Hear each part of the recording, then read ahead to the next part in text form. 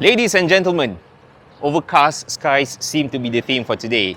Grey, depressing UK winter and autumn weather. Anyway, when the Proton S70 was launched in November 2023 and touted as the successor of the 2012 Proton Preve, one question lingered in my mind.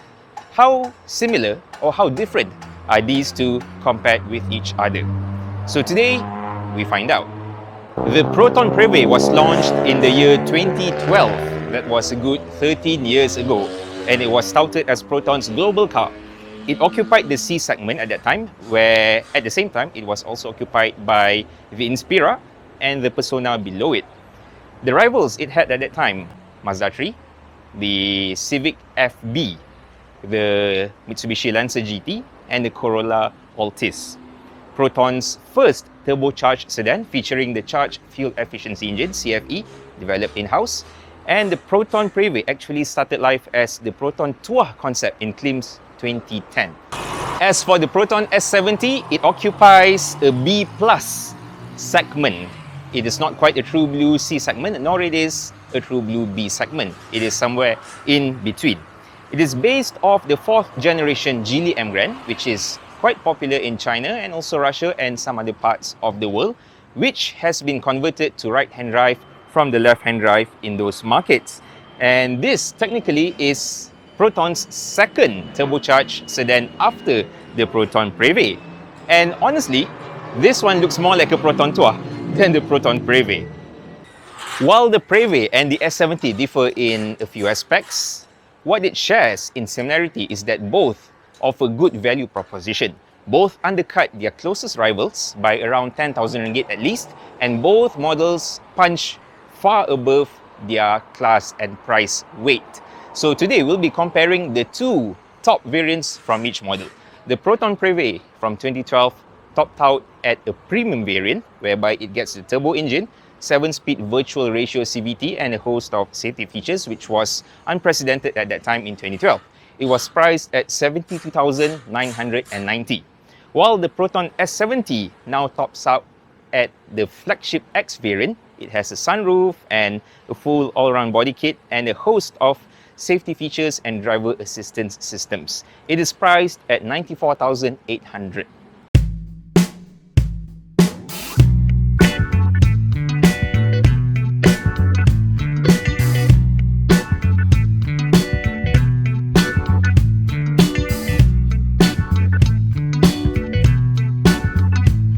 All variants of the Proton Preve came with these 16-inch wheels except for the 2013 Preve LE with 17-inch R3 wheels, and also the 2018 model, the so-called refinement model yang selalu nampak macam kereta polis tu.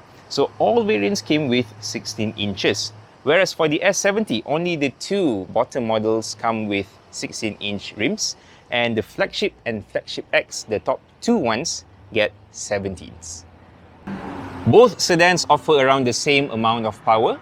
The Proton S70, as you know now, by now, it's been 1 year plus already, has a 1.5 litre 3-cylinder turbocharged engine, 148 horsepower, 226 Newton meters of torque to a 7-speed dual clutch transmission.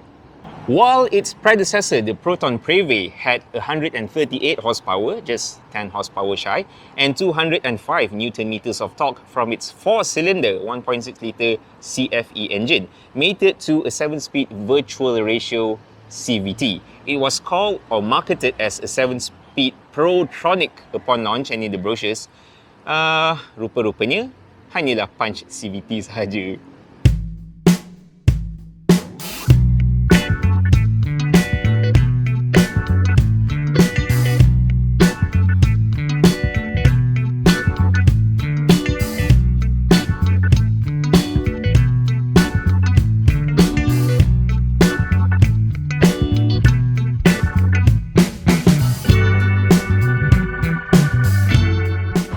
Let's start off from the front fascias of both cars. The Preve featured a Proton wings design element whereby if you look at it from the far, this whole piece here, the headlamp, the grille and to the other headlamp, resembles a silhouette of a bird ascending. And Proton was very much on its connecting chrome bars in the front last time. So as you can see, This is the original one, if you can see it. It's silver and meets in the middle.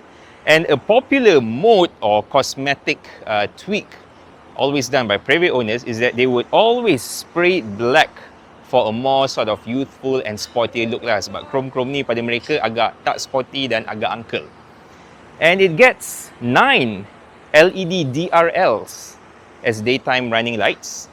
The first models from 2012 right up to 2017 did not have LED DRLs. It's only a position light, so kena flip the switch a little dan itu lampu senja. Kalau waktu siang, sangat-sangat malap. However, in the 2018 facelift, it was given DRLs. So only for 1 year, it had standard DRLs for the Preve. And moving down, it has 2 fog lamps. And as you can see, this Preve actually has the Proton Suprema fog lamp covers, which are more angular and sharper.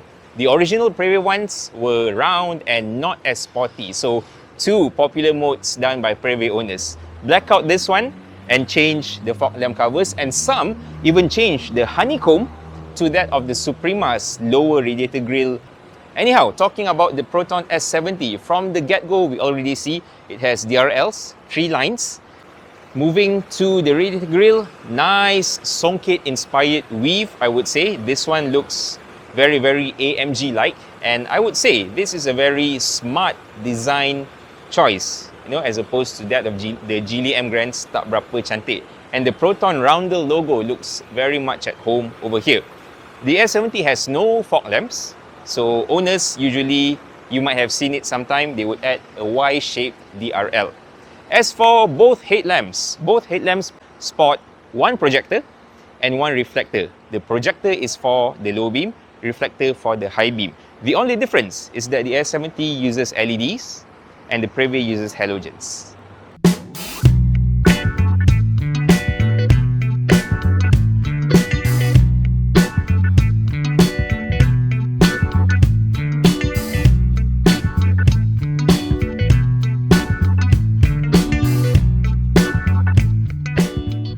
Moving on to the side of the Proton Preve, it exhibits a very strong shoulder line from the front quarter panel right up to the rear, and the Preve actually has muscular proportions. One thing which I feel is a bit underrated in Proton cars and which people usually don't see are that the Protons usually have good and prominent wheel arches. Just look at the Preve's wheel arches. It's huge and can cater to wider tires and larger rims. Uniquely enough, in the Proton S70, the S70 continues the tradition of the Preve by also having a strong shoulder line, and this time it starts even further to the front and ends even further to the back. However, the Proton S70, in comparison with the Preve, has a flatter and more traditional 3-box sedan styling.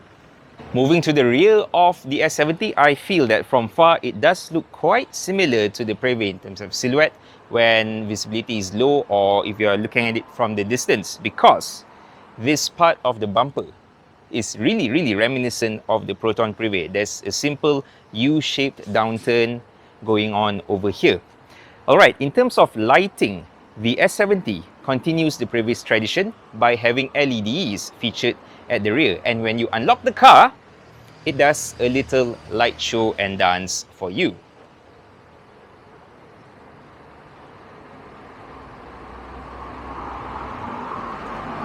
That is a pretty neat trick, and it's very nice to see at night. Moving down to the lower rear fascia, this S70 has a fog lamp, a centrally mounted fog lamp. Looks like the ones I always see on Proton Sagas, that F1 style fog lamp, triangle macam tu, but this is standard. And no visible tailpipes are seen, just like the Preve. However, the Preve has 2 fog lamps instead of 1, but it's located in the rear lamp cluster of its tail lamps. Must I say that this spoiler really completes the rear of the car. I still prefer the Preve's 3/4 rear look as compared to the S70s. The S70 looks a bit under-tired in the rear tyres. Wheel well dia macam besar gila, so it looks a bit off at certain angles. Rear boot space are quite similar in both cars as well. The S70 has 500 litres of boot space, and when you open it, it also sports a somewhat similar tail boot lid when compared against the Preve.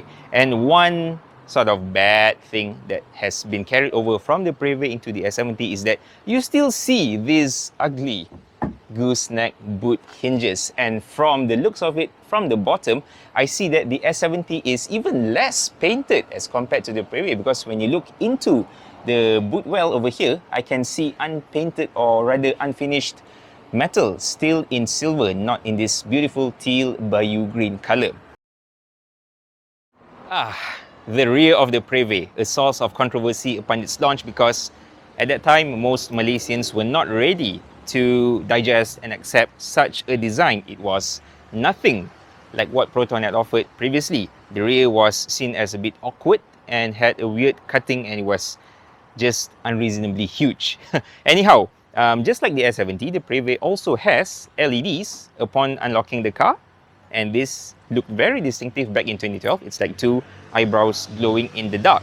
As you can see, what I mentioned earlier, that this part, this U-shaped downturn of the boot, looks really similar to one another.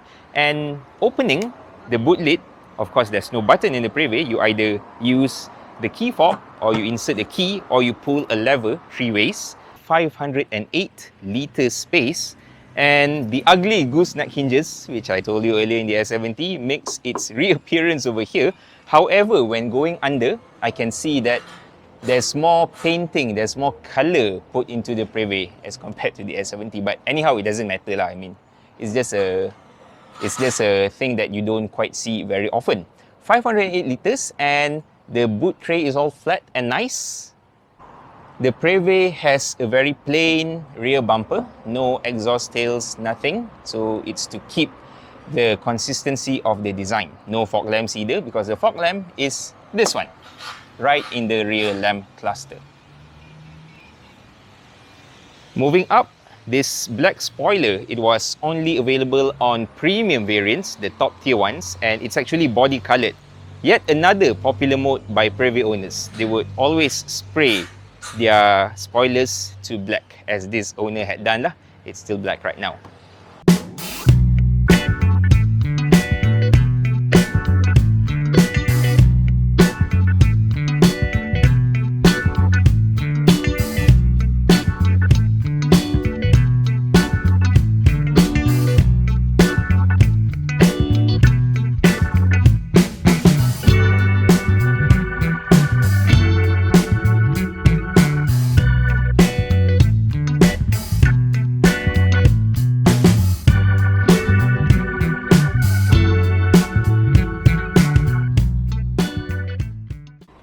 The Proton Preve has a simple dashboard design layout. As you can see, it's very straightforward. Aircon vents, heat unit, a few buttons, and 3 knobs for the aircon, and that's it. It was even said that the interior was a bit dated even at its launch in 2012. It looks a bit like an old 2000s Toyota, some people say lah. But if you ask me, this design is functional and it sort of stands the test of time quite nicely. Meters are analog, and one of the selling points of the Preve was this little center screen over here called the SID, Smart Info Display, where it's controlled by a button on the wiper stalk. So you just press the button to flip through the different bits of info that you can see. Average, instant fuel consumption, distance to empty, your running time, your illumination, trip A, trip B, trip C, and finally back to average. So this was one of the value propositions that the Preve offered. The other one of the biggest ones, would be here in the form of the head unit. There was a GPS system in place, but of course back in 2012, all GPS systems had to be updated via an SD card lah. So it wasn't quite accurate lah, honestly, even upon launching.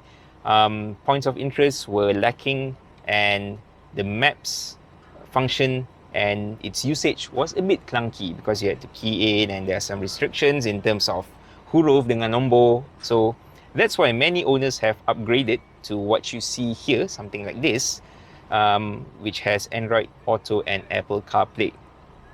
Moving down, it has still physical knobs, which I think is a good thing, because as you're driving, you can simply reach to a knob and change whatever you want. In the S70, it has an array of buttons up here, and you can also change settings in the screen, which could be a bit distracting. I still think that this one is much better.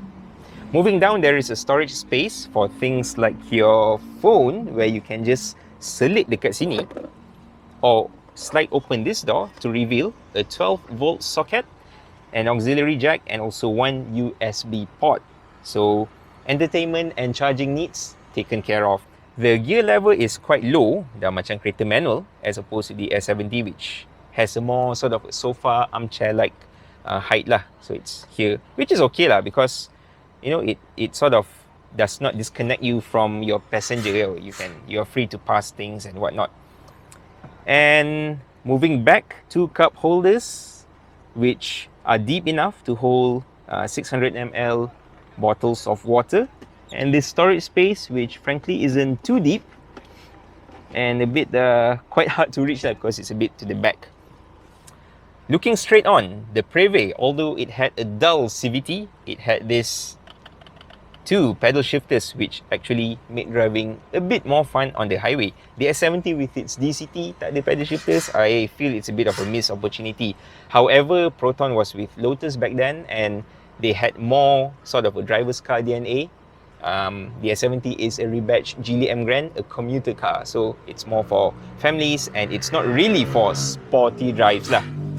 One thing which I really want to make mention would be the quality of the dashboard trim. All of these are plastic. And after many years, many Preve owners have reported that their trims have cracked, or if you want to change to a bigger screen, you need to take the old screen out and insert a new one. You have to pry open all of these, and upon prying, it breaks. Like for example here. So in the S70, you find none of these, which I feel is a very good move and a very good improvement lah, because kalau dashboard krepek macam ni, tak best.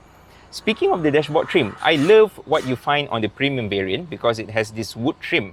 It continues the wood trim legacy tradition of previous Protons, for example the Xora Prime, or maybe the 1.8 Wiras, where it has this wood trim and all, the Chancellor. So wood trim was a thing back in Proton back in the day. The Proton S70 has a simple interior layout, just like the Proton Preve that you've seen earlier. The dashboard is uncluttered, unfussy, and everything is reachable, and you can find it easily enough.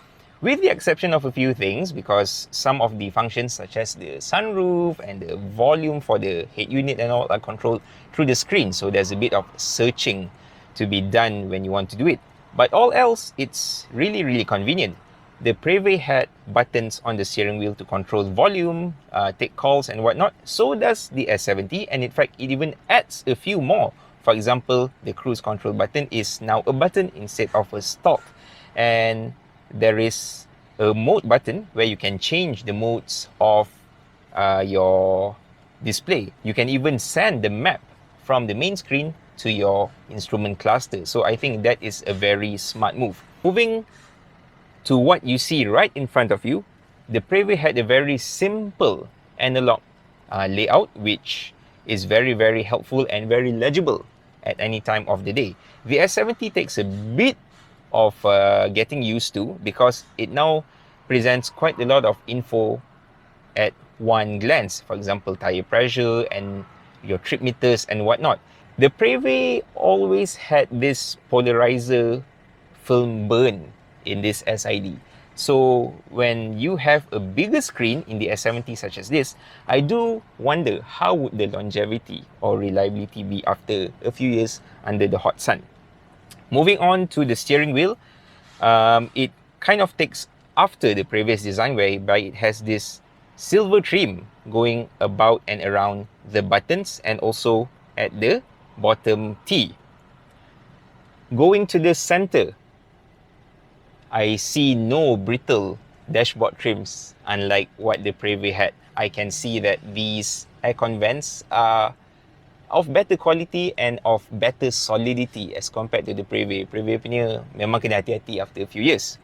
Moving down, the Preve had a 12-volt socket, whereby because in 2012 we used to charge our phones using car chargers such as that. But in 2025, this has evolved into a wireless charger, and frankly, a good uh, a good table to store your French fries. Very good. I like this one because even if you compare the S70 to that of the X90 or the X50 and all that, their respective center consoles, to me lah, it's not as vast or as open as the S70. So this one certainly can see more use. What returns from the Preve into the S70 is this slot where you can put some of your items here, such as your phone. And moving to the center console, it is now taller. The Preve was a bit more macam kereta manual sikit, dia rendah. And in the S70, it's taller.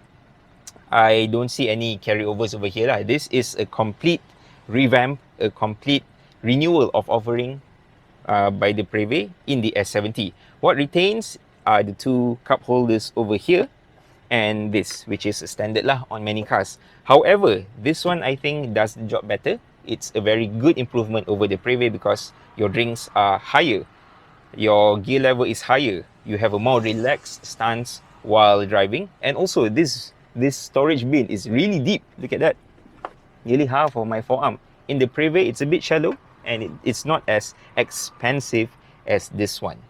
So in terms of interior, I feel that the S70 has taken what the Preve excels in and sort of developed it a bit more further. There you go, designed with the Malaysian driver in mind, this car has a teh tarik hook. And it supports a maximum of 3 kgs, so that's a huge ass bag of teh tarik indeed. This makes a return in the Proton S70 also in the same position. Interesting.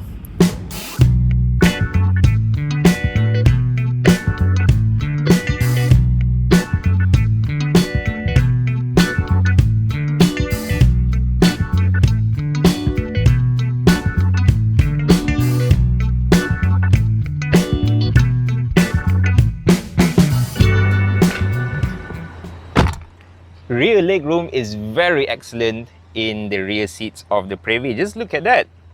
There is a lot of legroom and this seat is adjusted to my driving position. So legroom in the rear was certainly a value proposition offered by Preve and it excels in it very, very nicely. At the back, you will find a 12-volt socket, whereas in the S70, you find a USB and a USB Type-C and a normal USB charging port. So you have 2 charging ports at the back of the S70. So that was started by Preve and now has been improved further in the S70 being its successor. The Preve, unlike the S70, had non-auto down and non-auto up windows, so you had to go through it manually. However, one difference is that this window goes down fully, whereas in the S70 you still see a bit of a portion sticking out. The premium version of the Preve has 4 speakers, so 2 in the front doors and 2 at the back. And when I say at the back, it's literally at the back. The rear speakers are at the backs of your head, so if the music gets loud, habis, memang pening dan bingit lah. The S70 had speakers over here, knee level, so I feel that it's a much more comfortable experience lah over there. The rear bench of the Preve isn't as supportive as the ones in S70. As you can see, it's a bit low and the bench doesn't quite cover towards my knees. My backside could feel a bit floaty when I'm riding this because all I have to hold on is to my backside and nothing else. The seat does not support my thigh fully and whatnot. So while the Preve has an advantage in terms of rear legroom and rear space overall, the S70 has an advantage in terms of bench comfort and also, I would say, a more general overall level of comfort, which is a bit better. Legroom was really excellent in the Preve because the Preve has a longer wheelbase of 23mm as compared to the S70. However, I would say that the S70 improves on what the Preve has offered by offering a much more comfortable rear seat experience. Why do I say this? Number 1, the seat bench now comes right up to my knee. So I do not really have to support or have my legs hanging throughout the entire journey when I'm travelling in this car. So I can just macam lunjuk kaki ke depan and the seat bench supports my thigh nearly fully. That's number one. Number two, speaker placement. As you can see, the rear speaker is placed on the door, which is at my knee level. And it's quite nauseating because the speaker is just right behind your head. And whatever that the people in front have to speak to you, you cannot hear them at all. So I feel that it's a very smart move and a very smart upgrade in the S70 by moving the speaker to the side. Number three, the seat backs are much more contoured and they have quite of an individual cutout for the left and the right passengers. This seat reminds me of the Proton Wajah seat because it's really looking like an individual seat, and the foam is plush. It has like a gel-like consistency to it. It doesn't feel like foam, though it's foam, but it doesn't feel like foam. Dia macam jelly, gel sikit. As usual, the cup holders make a return over here, just like in the Preve. And to me, the largest value proposition of the S70 in the rear seats is that the presence of two rear aircon vents, which wasn't offered yet in the Preve back during its launch. So this, to me, would be one of the main reasons. Makes a lot of sense in our very hot weather. This is it.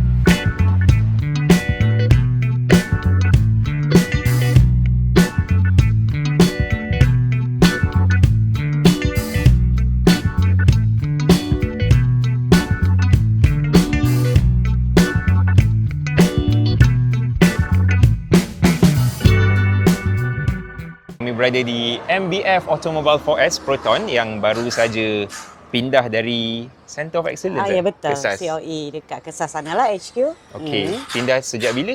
Kita pindah daripada bulan 11, kita pindah perlahan. Service center start dulu, pindah and then sales pindah sekali lah bulan 11. Tapi kita operation sepenuhnya daripada bulan 12 lah.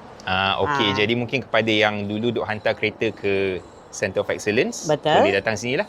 Boleh direct datang sini sebab kat sana dah tak ada, semua 100% dah pindah kat sini. Okey, mungkin kepada anda yang belum tahu ke mana MBF pergi, dulu selalu pergi COE kan, sinilah mereka. Jadi bolehlah datang, boleh search lah dekat Google MBF Automobile 4S dekat betul, Subang betul. Jaya. Cik Q nak tanya sikit lah. Okay. Untuk S70 ni, buat masa ni ada apa-apa tawaran, rebates dan sebagainya? Kepada yang mungkin menonton selepas raya habis, lepas raya ada tak rebate? Okey, selepas raya tu dia akan update dari semasa ke semasa. Sebab tu saya cadangkan untuk follow saya dekat channel TikTok saya Q Proton. Dari situ saya akan update setiap masa apa rebate yang kita ada lah untuk setiap bulan. Okey lah. So nice. Terima kasih Cik Q kerana membantu saya dan rakan saya untuk mendapatkan S70 ni. Okey lah. Terima kasih dan saya ucapkan selamat Hari Raya kepada Cik Q dan kepada semua penonton di sebalik sana. Terima kasih. Ladies and gentlemen, if you have made it this far to the end of the video, thank you very much. I was simply wanting to satisfy my curiosity of these two cars because they are supposed to be abang and adik, the Predecessor and the Successor. However, they come from different mums. Satu a Lotus era, satu a Geely era. So I was simply curious and I hope whatever that I've presented to you was interesting enough. So the big question now is, should I jump into an S70? Well, if you are coming from a B segment and you are wanting something more, yes, by all means go ahead because this is a B plus segment. It offers a bit more. If you are coming from something larger and wish to go to something simpler yet retains some sort of comfort and sportiness, I would say also yes. Honestly, I was skeptical masa baru-baru launch hari tu. 3 cylinders, bukan Lotus right handling. Dan satu lagi, torsion beam, macam resepi yang kurang enak. Tetapi selepas meneliti kedua-dua kereta ni, saya dah buat satu kesimpulan. If you have a Preve, is it worth it to go to an S70? From the driver's car perspective, that the Preve has a rigid chassis, a hydraulic steering wheel which is very, very full of feel. It has a somewhat comfortable ride. It has a big boot and big rear seats. From that perspective, no, an S70 is not an upgrade for you because it's quite of a lateral thing. Tak banyak yang berubah lah except the tech and whatnot, which is sometimes negligible. However, the S70 was made to cater to more than just the driver's crowd. It is catered to more of a family man, a family hauler. Daily practicality, daily trips to and fro, convenience, electric power steering and a smoother gearbox. So let's put it this way lah. If you are a Preve owner and you are tired of the whiny, drony CVT, you have progress in life, you have a small family and want more comfort for them on long journeys. And if you are tired of maintaining your Preve, because I say this with substance, tanyalah mana-mana owner Preve dan mereka akan kata kereta ni sangat manja dan renyah untuk dibela. And lastly, if you want to avoid any recurring problems, also I say it with substance because the gearbox is known to be quite unpredictable. Sometimes dia rosak, sometimes ikut nasib tak rosak. Oil cooler hose issues, it will burst at no prior warning. You have to always change it. Ada yang customize full besi dan sebagainya. Rear subframe is also a known weak point. Selalu retak mereka dan akhirnya that upper arm yang sabit itu tercabut kerana rekahan oleh karat tersebut. Jadi all of these recurring issues are really tiring untuk hadap again and again. And I believe with what the S70 offers, a DCT, a torsion beam, you can kiss goodbye to all that worries. And I dare say that the Proton S70 is the Proton Preve version 2, continuing its value propositions and hopefully not continuing its quality issues. With that, ladies and gentlemen, thank you very much.